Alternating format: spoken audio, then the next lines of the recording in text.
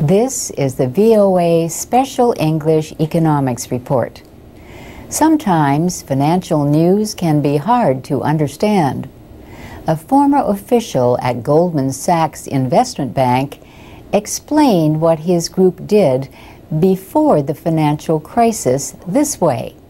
He said, "Our desk began to accumulate short positions, purchasing protection on individual securities through credit default swaps, largely from external CDO managers who asked us to bid for these positions." Josh Birnbaum was involved in synthetic CDOs.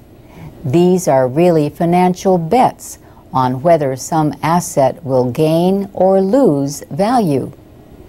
They are at the heart of the government's case against Goldman Sachs for misleading investors.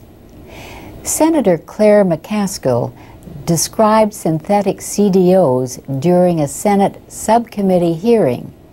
She said, "Let me just explain in very simple terms what synthetic CDOs are.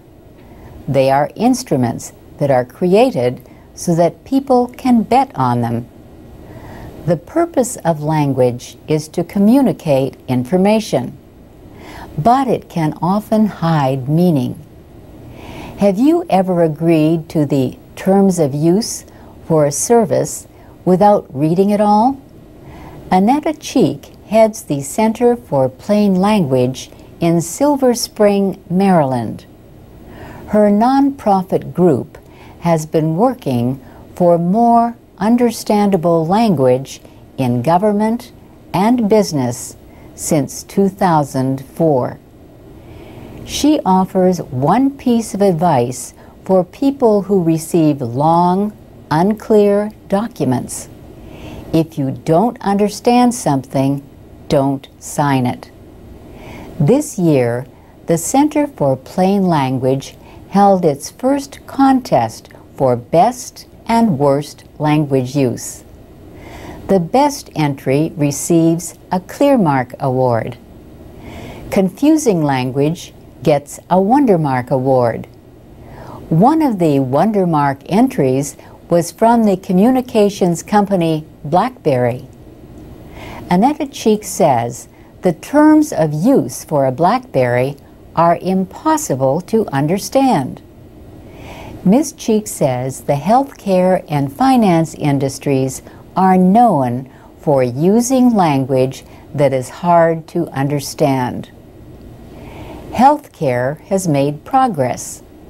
Several industries competed for this year's Clearmark Award. But the financial industry remains a problem. Ms. Cheek says since the 1990s, the Securities and Exchange Commission has tried to get financial companies to give clearer product descriptions.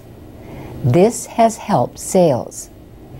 She says government has to be involved in requiring clear language because the marketplace has not dealt with the problem.